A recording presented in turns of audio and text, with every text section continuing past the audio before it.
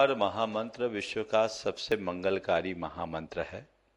ये एक ऐसा मंत्र है जिसे अनादि सिद्ध मंत्र कहा जाता है। अन्य मंत्रों को तो सिद्ध करना पड़ता है, पर इसके स्मरण मात्र से हम सब का कार्य सिद्ध हो जाता है। इसको सिद्ध करने की भी आवश्यकता नहीं होती। विश्व का ये एक ऐसा इकलौता मंत्र है जो अनादि सिद्ध मंत्र के रूप में जाना जाता है। और इस मंत्र की 4 मौलिक विशेषताएं। सबसे पहली बात कि इस मंत्र में कोई देवता नहीं।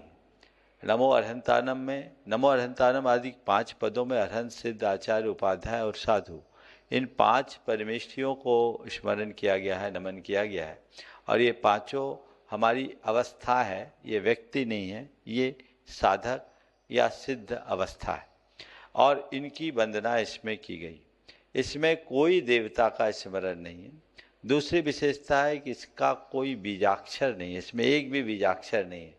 नमोकार मंत्र आदि जो है इसमें एक भी बीजाक्षर नहीं है अरहंत आदि पदों में, इसलिए बीजाक्षर रहित मंत्र है। प्रायः सभी मंत्रों में कोई न कोई बीजाक्षरों का प्रयोग होता है, इसमें कोई भी बीजाक्षर का प्रयोग नहीं है, इसलिए इस मंत्र का ये दूसरा वैशिष्ट्य माना जाता है। इस मंत्र की तीसरी विशेषता ये है कि इस मंत्र की कोई आनुपूर्वी नहीं। आप इसे पूरा मंत्र पढ़ें, अधूरा मंत्र पढ़ें, आगे से पढ़ें, पीछे से पढ़ें, अपने आप में पूर्ण मंत्र है। नमोकार मंत्र को नमो अरहंतानम से नमो लोए सब साहुनम में भी चले जाएं, या उल्टा करें तो नमो लोए सब साहुनम में आज से नमो अरहंतानम तक आए, या बीच के किसी पद को करे, कोई फर्क नहीं पड़ता। किसी दूसरे मंत्र को उल्टा फेर लो तो उल्टा काम हो जाएगा, लेकिन नमोकार मंत्र से ऐसा कुछ नहीं होता। और इस पूरा मंत्र पढ़ो तो इसका लाभ होगा ही, अधूरा पढ़ो तो भी। नमोकार का एक पद पढ़ लेने से भी हमारा काम बन जाता है। पद की बात तो जाने दीजिए, नमो अरहंतानम पूरा बोले तो ठीक है, अरहंत का अ बोल देने में भी वह मंत्र है, सी का सी बोल दे, सिद्धानम का सी बोलने पर भी वो अपना मंत्र है, आचार्य का आ, उपाध्याय का उ और साधु का सा भी अपने आप में मंत्र है।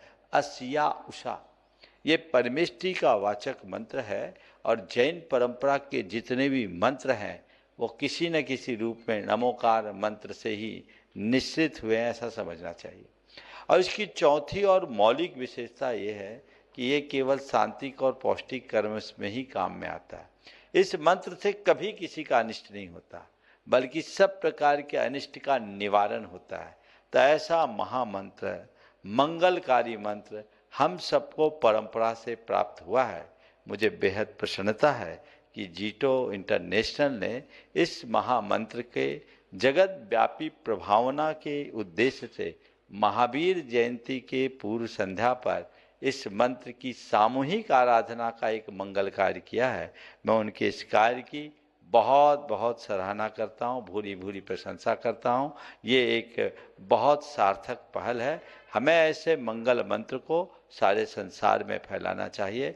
अनेक प्रयोग ऐसे हुए हैं इस मंत्र से, जिसके माध्यम से इस मंत्र का प्रभाव सारे संसार ने माना है। इससे हम अपने शारीरिक, मानसिक और चैतसिक विकारों को भी दूर कर सकते हैं और अपने जीवन को निर्मल बना सकते हैं। ये कर्म क्षय का तो कारण है ही, हमारे जीवन के आमूल चूल रूपांतरण का भी आधार है। तो मैं यही चाहूँगा कि सभी इस महामंत्र की महिमा को जाने, इसे अपनी साधना का अंग बनाए, नित्य आराधना करे, ताकि सारे जगत में शांति और सद्भावना की स्थापना हो सके। मेरा इस पुनीत कार्य के लिए सभी आयोजकों को बहुत बहुत आशीर्वाद।